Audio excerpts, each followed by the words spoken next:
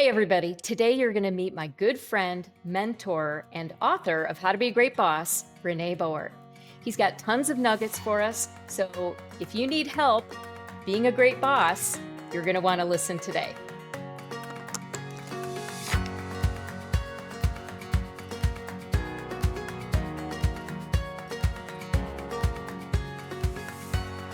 Hi, I'm Beth Fahey, and you're listening to Bad Boss Confessional.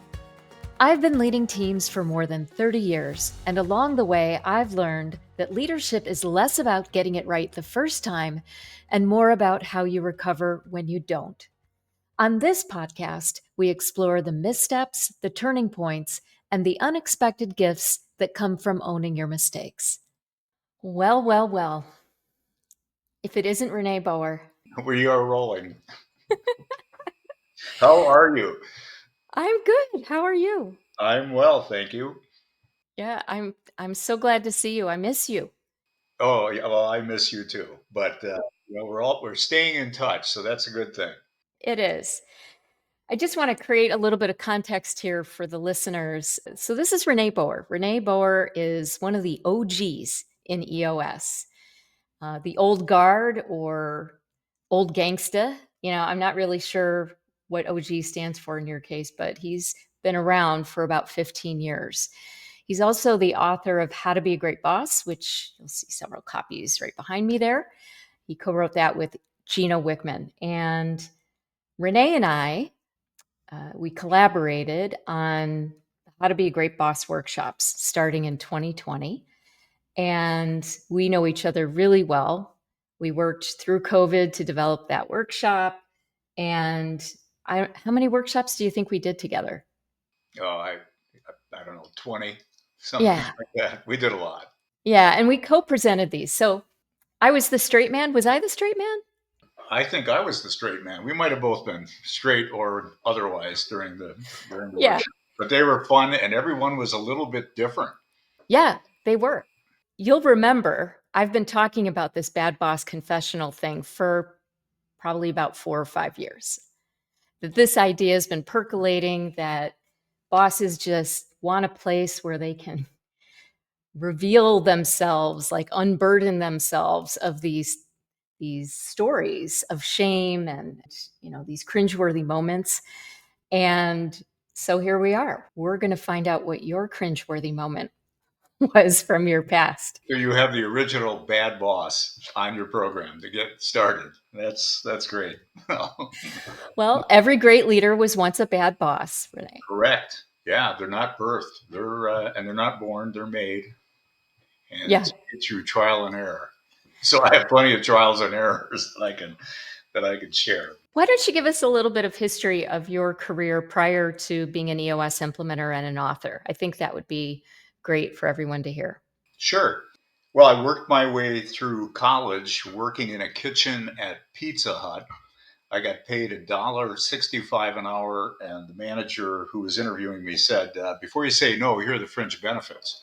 So it's all the pizza you can eat and all the Schlitz dark beer you can drink in an 8-hour shift or whatever the shifts were." So I thought I had died and gone to heaven, and I also thought it was a trick question. So that's how I got started. Back then, it was possible to actually work your way through college, and a lot of us did. And so anyway, I did that for a period of time, and then one day the assistant manager quit, and the manager was looking at, God, who would want to work these crazy hours? And no one said yes, except for yours truly. So I probably, like many bosses, got into the position kind of by accident. And I thought, wow, this is an opportunity for me to kind of get rewarded. I mean, I've been working really hard. It's kind of nice to not have to, to be in a position where I won't have to work so hard. So I looked at this opportunity as a reward, never thinking that I was going to be taking on a huge responsibility. And so that's how I got started. And it was at a time when Pizza Hut had less than 1,000 restaurants nationwide, and it grew like crazy, and I grew along with it. And I learned a lot of things by doing versus just thinking about it or reading about it or whatever, but it's by doing and it's by trial and error. And I think after all these years, you kind of look back at all that and say, okay, if I had to consolidate all of this, what did I learn? What did I learn? And it's, to me, so crazy simple, but it's still harder than ever. In fact, Beth, I think it's a heck of a lot harder to be a boss these days than it ever was when I got started. Say more about that. Well, I mean, think about how noisy things have gotten and how complicated things have gotten and how we're looking for easy ways to do things, and it's no easy road. And there's so many distractions, and there's this need for more information and more data, and somehow technology is going to make things easier, but it's not really going to make things right. And so I just see a lot of people getting caught up in busyness. And that's been kind of the theme of a book that I've been working on called Too Busy to Lead. Mm. You know, we are just too busy to lead. And not only too busy to lead, but boy, when you peel that back, we're too busy to think. And thinking is really, really hard work. And it's a lot easier to just be busy. And we get rewarded for being busy. And so to just think about that, right? I mean, if we're too busy to think, then we're really too busy to teach. We're too busy to coach. We're too busy to grow. And we're just stuck in this world of busyness where everything's important, everything's urgent, it's high stress, high anxiety. You know, they say that anxiety is just thinking about and worrying about what's going to happen.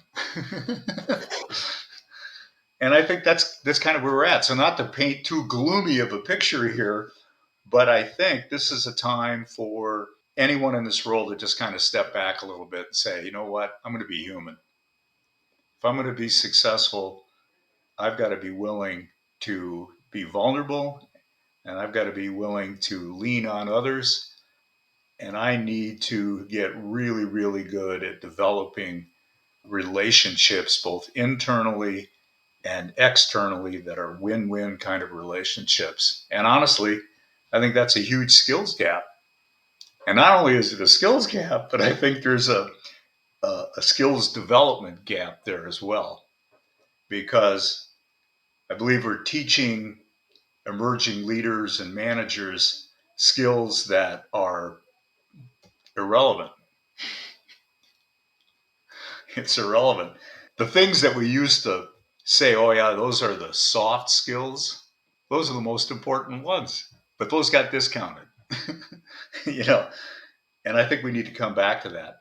So I've been there, I've bled the blood, you know, after 30 years, and I was in the restaurant industry. So after about 30 years of that, I was burned out looking for a new opportunity. And that's when I met Don Tinney and Gino Wickman. And that's how I got started as an EOS implementer. And it's been a great ride helping others just find that path. Well, you're certainly well regarded in our community. And I know that a lot of people outside of EOS have read How to Be a Great Boss. And I kind of want to circle back on that because one of the things that I find so admirable about that book is that when it was written, it's 9 years old now, I think, right?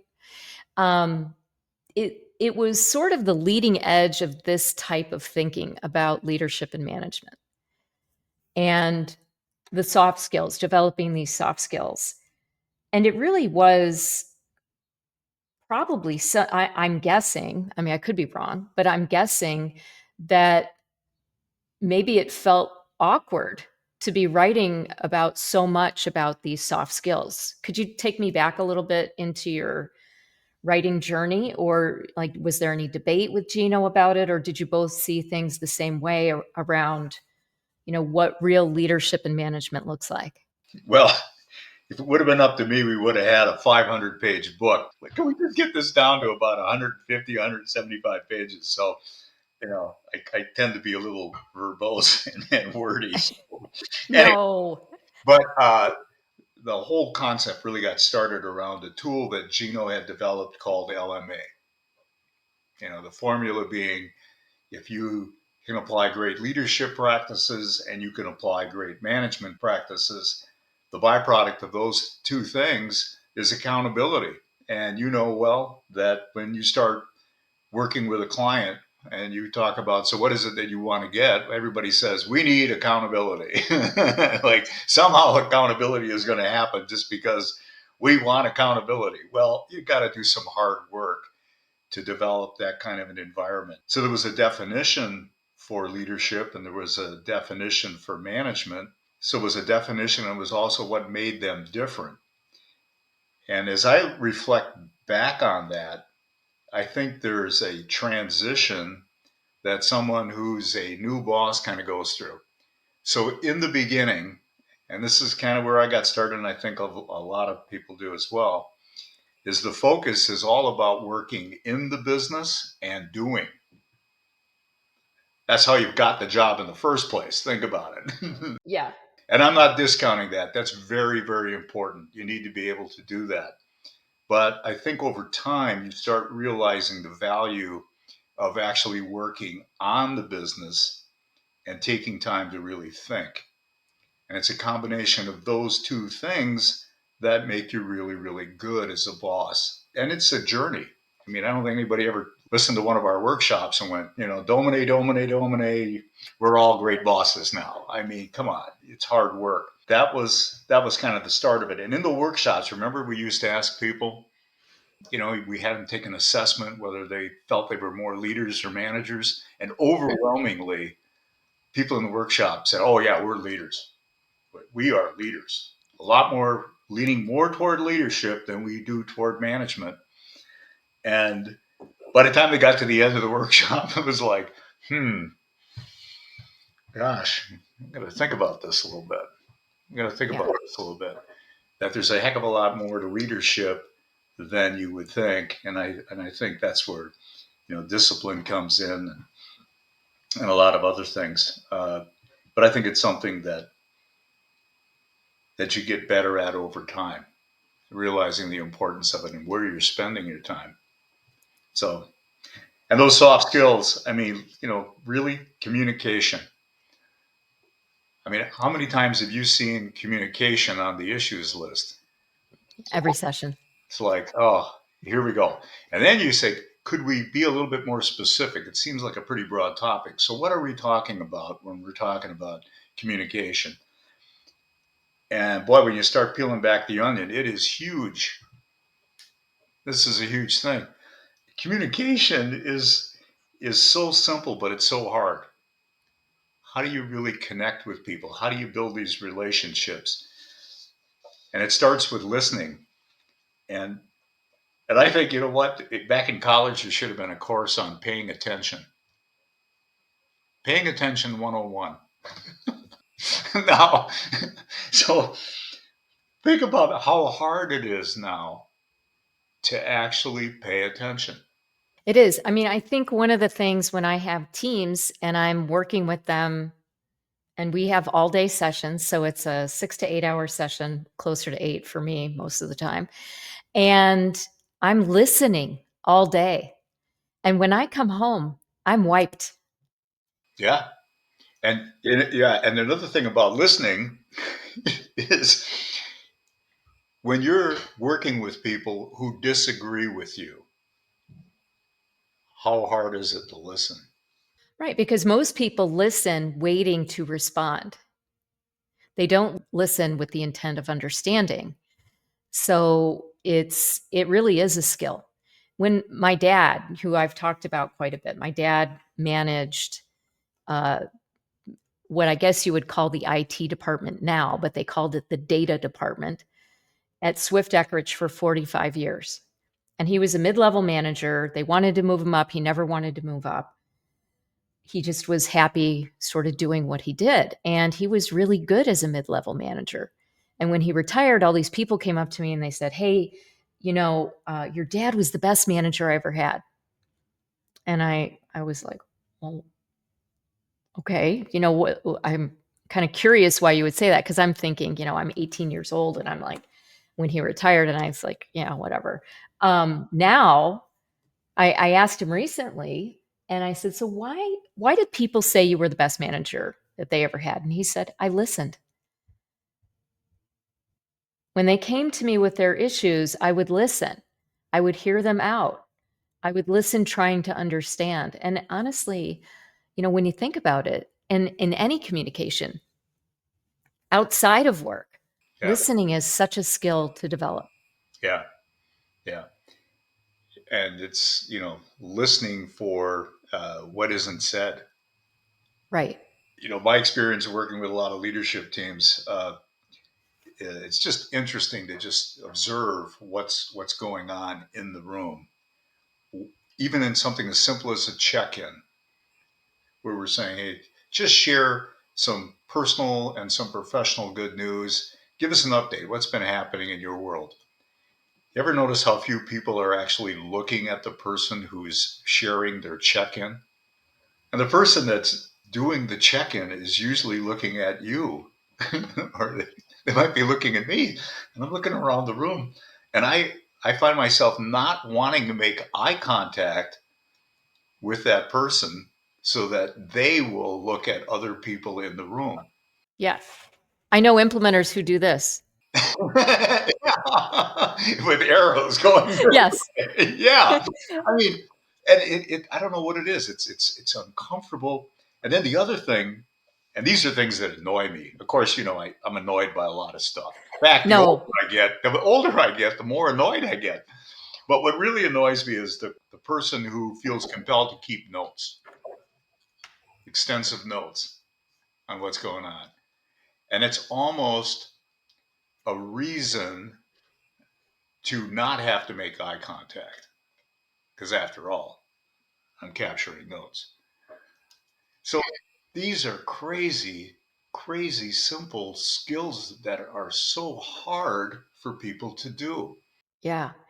So I don't want to switch gears, but I'd love to know if we can hear your story, your bad boss moment, because we make everybody do this. We make them confess their cringy story so that we can learn how they got better, because I think that for a lot of us it's a big mystery that people are just born great leaders and great managers.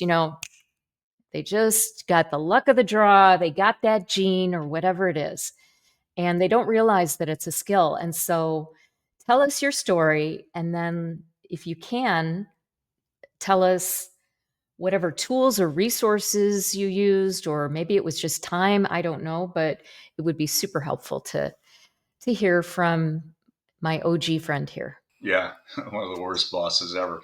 So I just want to provide a little context, just kind of frame this thing a little bit. I think, when you get started, we're all human, right? We are just human. And so I think we all have needs. And as you're getting into that position of being a leader and a manager, being a boss, you have some pretty basic needs. So just try this on. Tell me if I'm totally nuts here with this. But one of them that I had for sure was I needed to be liked.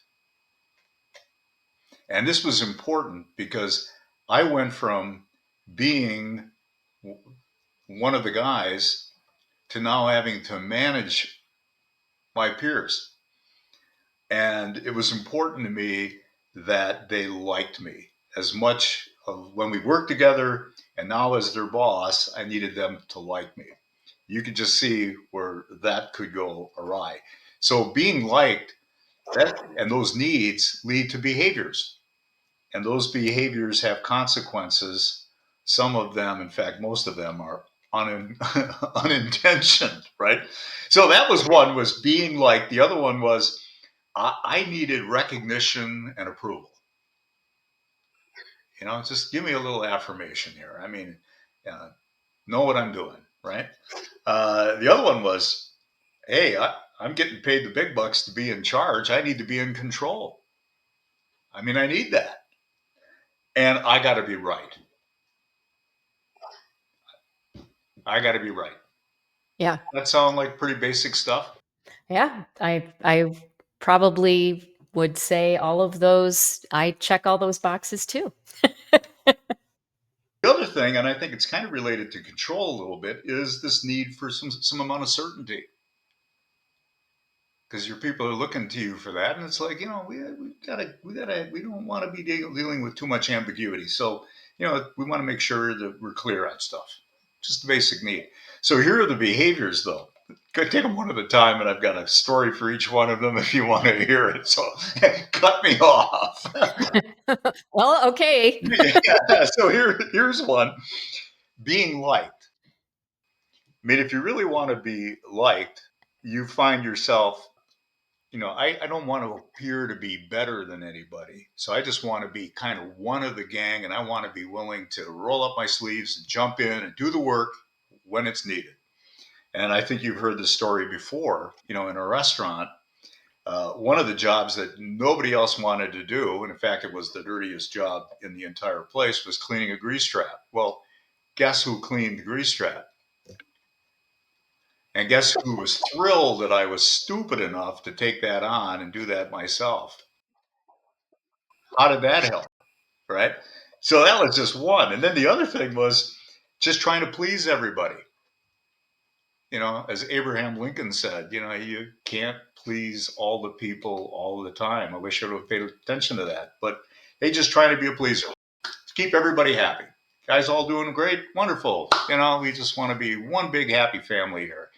Not great when you're trying to make tough decisions and deal with conflict and confrontation and all those kinds of things. And so not a good situation. I was seeing standards. You start compromising standards. Oh, it's too hard. Well, what we could do to make it easy, that kind of stuff. Not good. And then this approval thing is a slippery slope because you start out with some basic things like you want to make sure that if there are any kind of mistakes, you don't want those to come to the surface. So let's hide them because you don't want to come off as not knowing what the heck you did. So let's hide mistakes. If there's disagreement, can't have that. Know what I'm doing here. And then the other thing about it, starts happening as you get further up in an organization. And now you're in a peer group that's doing kind of the same things that you're doing, and you're being compared. And now you're comparing yourself to peers, especially when we have rack and stack scorecards and things like that. Everybody wants to know where they're doing relative to everybody else. So, in that situation, you start holding back information and you're going to do some things that you're not proud of to appear a little bit better than the next person. So, you want to be the tallest midget, is what it boils down to. And this is this basic need for, hey, approval and recognition and reward. And, you just want to feel valued. And you end up doing some really stupid things. And one of them for me was, we had a reporting system that was week to week.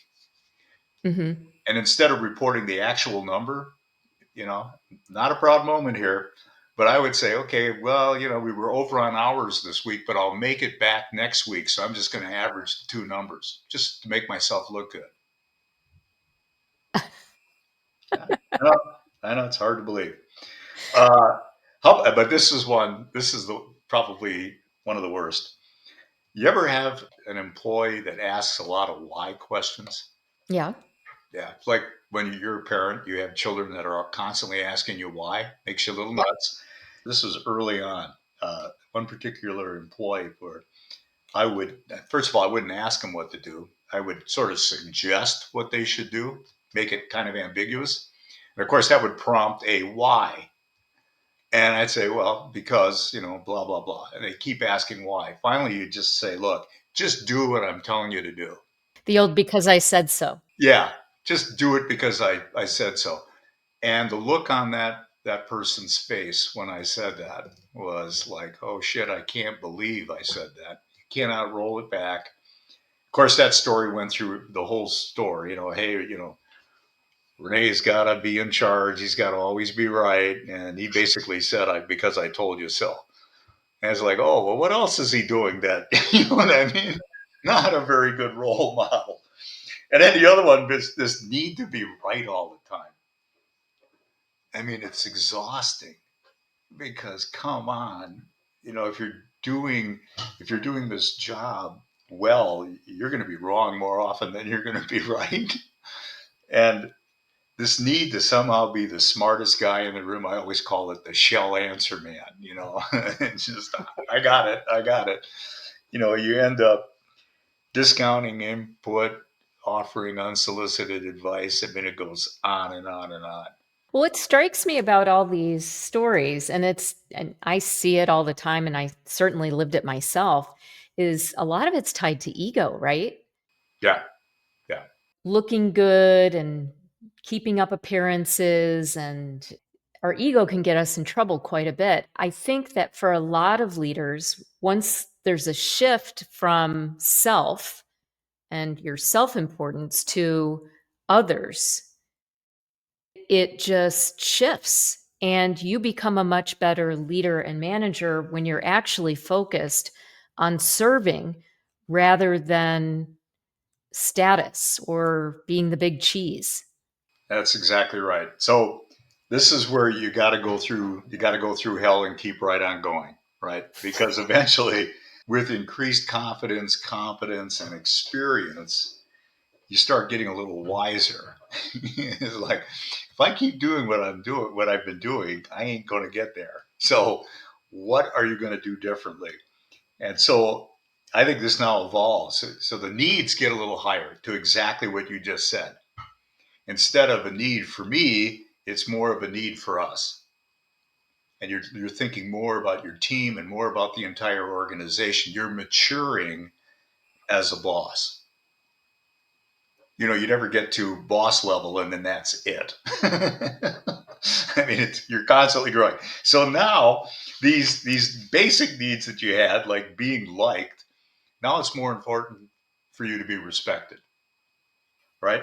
So if I'm going to be really respected, people are going to respect me because I'm going to be willing to make some tough decisions that might be unpopular. I got to deliver bad news, right? If I need to be respected, I better know my stuff. So no more making it up, right? Right. And if you're going to be respected, you got to be doing the right thing, right? You got to be doing the right thing, and so that's one thing. The other thing is you got to let go. I mean, this is one where when we did the workshops and we were talking about leadership practices, one of them was leaders let go. They let go so others can grow. You got to let go. And boy, what does that mean? So this is starting to focus, being really clear on what, why, and where, and not worrying about how, right? And it's about coaching versus correcting. And it's about checking in versus checking on. And boy, when you're working for someone who's willing to get the heck out of the way and let you take the ball and run with it, that's a higher level of being a boss, right? Yeah. I've got a poster of Teddy Roosevelt behind me. One of the things he used to say was, the best leader is the one who picks really great people to do what needs done and then gets the hell out of the way and doesn't meddle with them while they do it. Yep. And again, I think that comes back to ego because people are satiated by doing tasks, getting things done, and these things that they've always gotten rewarded for years and years. All of a sudden, you're asking them to let it go. Like, but then who am I if I'm not doing payroll every week? Who am I if I'm not, doing all of these performance reviews? And I think that it's really difficult. And I've seen it a lot, especially in the early stages of EOS implementation, or for really any leader that's kind of on this journey, is that there's a moment where they realize, I got to get out of my own way here. I'm the problem. And so just curious, like all those stories that you told that are, I mean, everybody can relate to those.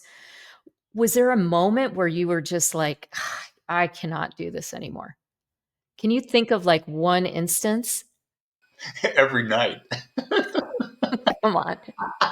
No, I think It comes back to you? Is that what you're saying? Like no, you no, no. I just think, you get to the end of the day, and you know, it, I mean, this is, if you don't like conflict, and if you don't like confrontation, and if you don't like solving problems, you shouldn't be in the role. And if you don't genuinely care about people, so I would get home every day and go, well, this wasn't my proudest moment, and boy, I wish I wouldn't have said that. And oh boy, oh God. And then you just think about, all right, well, what did I learn from that? If I really want to be a great boss, what did I learn from that? What am I not going to do again? And eventually you get to that point. And this happened early on in my career. One of my people came to me and said, you really give a shit. Yeah. And she said, no, no, you really care. You really care about this place. You really care about us. I mean, what a nice compliment. It's those little compliments that you just think this makes it all worth it. I mean, people notice. But, you know, and then later on in your career, you have people, that reach out and say, you made a big difference in my life. And then you're thinking about, wow, what was it that I did? It had to be something monumental. And it was the little things. You listened to me. You cared about me. You sent me a note. You took a chance on me when nobody else did. you know, uh, that's why you keep going. That's why you keep going. But eventually I got to a point where I did say, all right, I got to move on. I need something more. I need something different. And that's when I decided, hey, you know what? I don't really want to be a boss anymore. But it wasn't like I'm going to go sit on the beach somewhere. It was, hey, I just don't want to be a boss anymore. But I think I could get pretty excited about helping others. Yeah. We do get to help people quite a bit with what we do. Yeah. And it's really a privilege. I have to pinch myself sometimes. I'm like, I get to live my life's purpose, and there's not a lot of people that get to do that. So it is fun doing what we do, working with teams, helping them. When you're working with a team, and if you had a passionate plea for all bosses out there, just one battle cry, like what would it be? Well, I would say become great or go home. Okay. Because honestly, we had workshops where at the end of a workshop, we would challenge people, right? And I had somebody come up to me, and this happened a couple of times. Somebody would come up to me and say, we were handing out copies of the book. One guy came up and said, I don't need a copy of the book. I said, really? Why? It's free. I mean, why don't you? And he said, because I'm going to go back and quit. And he didn't mean quit his job. He meant he was going to step down. He said, now that I have a better understanding of what I'm signing up for, this isn't what I want. I said, well, good for you. Yeah, absolutely. Lead, follow, or get out of the way. You can't have, you can't pick two or three. Yeah, there's so many people out there that are great technicians, for example. We need great technicians. We need great machinists, this type of thing. However, because they want the title, supervisor, vice president of, and so on, they take that job, but I don't think half the people that take leadership and management positions really understand that it's mostly going to be about people and Well, managing those people. yeah, it's 100%. And the higher up you go, the more important that becomes. And a bigger percentage of the job it becomes. That's right. You're impacting a lot of lives. So think about this in terms of not to make sports analogies, but I'll give you one. Oh, all right. You know how many player coaches there are in the NFL? Zero. Right. But in organizations, we got player coaches all over the place. And now we wonder, well, they're not very good at playing, they're not very good at coaching. What are they good at? I think if you get to that level of being a great boss, you can write your own ticket because you can do that anywhere. Hmm. You can do that anywhere. Where are you investing your time if you're in that role? Are you investing all that time on stuff that's busy, that's always important and urgent? Or are you investing your time in making other people, helping other people become better? There's a big payoff there. And I think a lot of EOS companies have figured that out pretty quickly working with an implementer. It's all about people, stupid. Starting with you and this team, right? There's a stat that we throw around in our community, and there's the six key components, vision, people, data, issues, process, and traction. So there's the six key components. And people say, well, where are most of the issues? And we throw out 83% of all issues are people related. And the truth is that that stat is probably pretty accurate because it's either the right person in the wrong seat or the wrong person in the right seat, or leadership is the wrong people in the wrong seats. Well, and that's kind of where the ugly truth lies, right? It's the owner of the company looking around the room and saying, "God, the my EOS implementer asked me, who comprises your leadership team? That's who I work with." And I had to ask the question, well, what's a leadership team? Right. I see often the genius with 1,000 helpers. This is the person that they're doing everything, they're the company.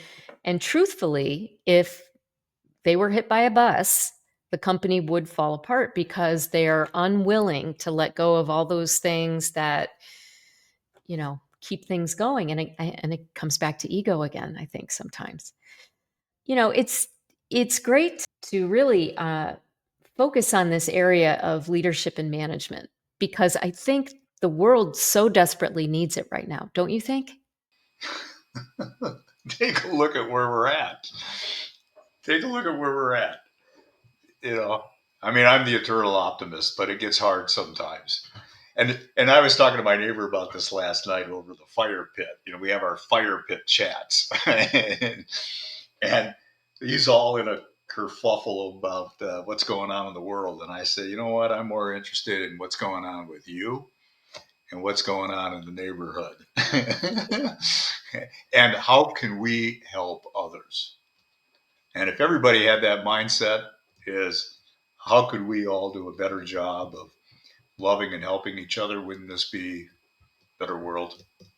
Yeah, again, serving, right? Helping, serving. If we focused on that, I think we would be in a much better place. And that's kind of the point of this podcast is I really wanted to create space for people to listen and reflect and know that they're not alone in this. It's a journey to become a better boss, a better leader, manager, and it just takes a choice on your part to want to get better. Yeah, yeah, yeah. And the realization that you do not have to be the smartest guy in the room, and you have a team for a reason. It's a team that you need. It's a team that you can lean on. It's a team that can lean on you. Boy, when you stop telling and you start asking, it's amazing. When you say, I don't know, what do you think? Yeah. Or I made a mistake, but here's what I've learned from it. Or how about this one? I know you told me so, and I'm just trying to beat you to you saying I told you so. But what did we learn from that? Right? I mean, just a little bit of vulnerability. You want to amp up trust? Do that. Yeah, for sure. Admit some weaknesses and the fact that you need help, and we all need a little help. So. I need a True. lot more than others, maybe. Oh man. So, this is a topic that, we could go on and on. That's why this could end up being 500 pages. I'm going to have Gino be Yeah. my editor to get it done.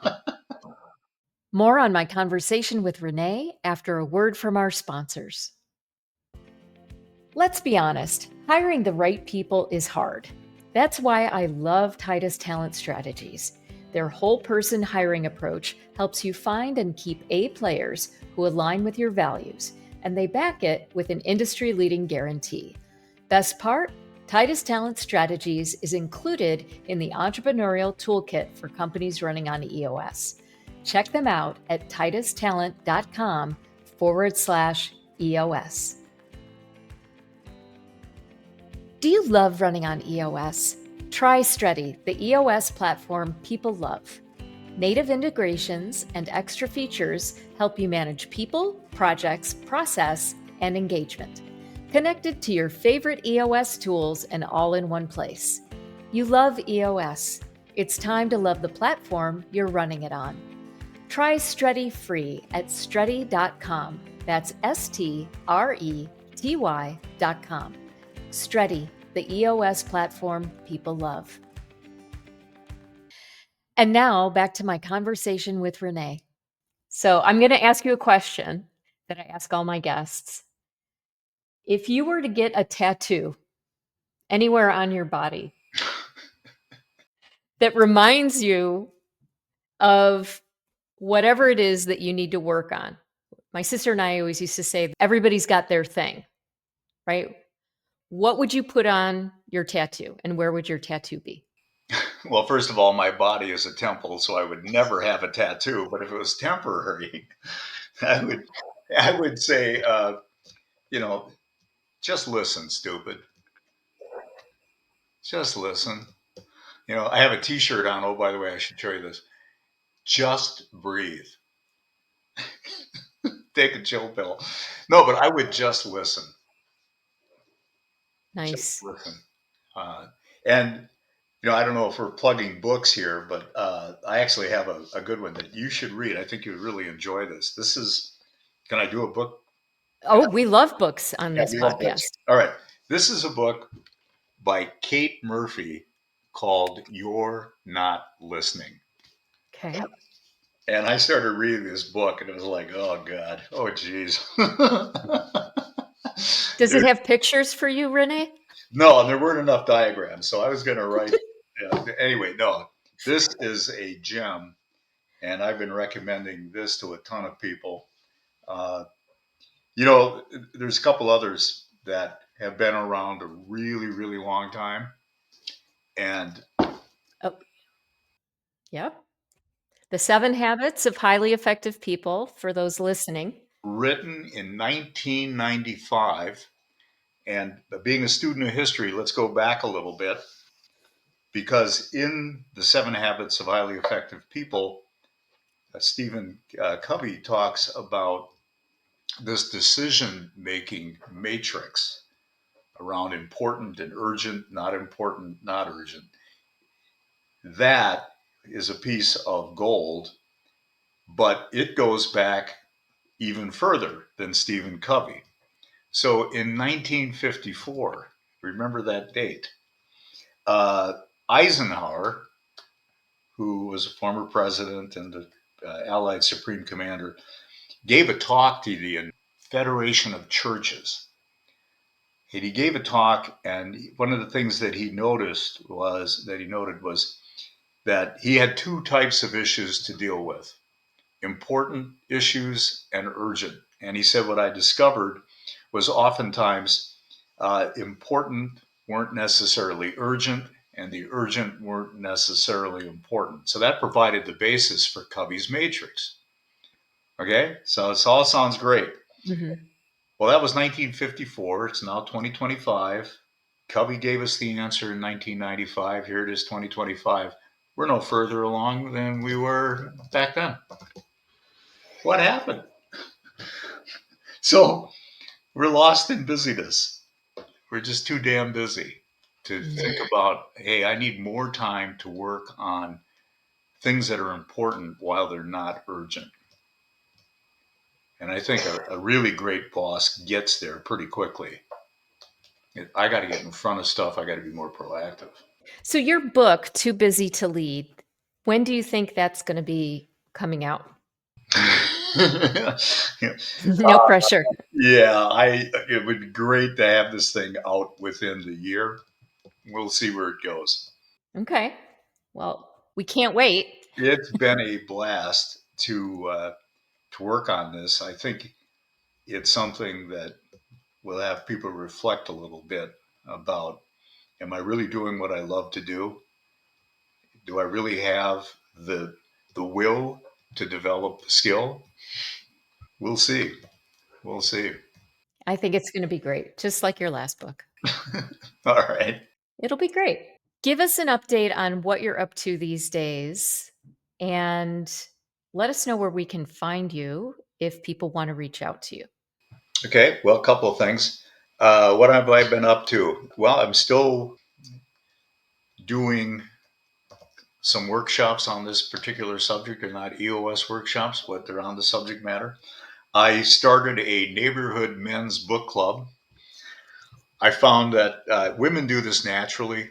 They just form social circles. Guys are a bunch of lunkheads. They cannot do it. I mean, so I'm in a neighborhood where it's a good mix of ages.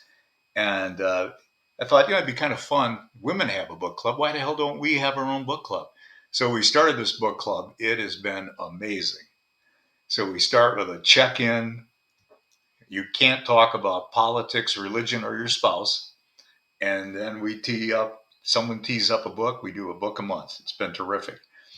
I've also stayed involved with an organization called Pelotonia that's seeking a cure for cancer. This is an organization that has raised over $300 million for cancer research. And, we put a team together, the EOS Life team. I think the last numbers I saw were getting close to about $80,000 that we've raised. So, That's amazing. just looking for ways to stay connected and to connect people. So that's what's been keeping me busy. All right. I know you're not an email guy, and you probably don't want to give your phone number out on my podcast. But if people wanted to reach you, where could they find you? You know what? I'll give you my phone number. Okay. Are you sure? No, I'm sure. That's the way I prefer to communicate. Okay. I just pick up the phone and call people, which is another thing that I actually did when I decided to step back from EOS. I went through my phone.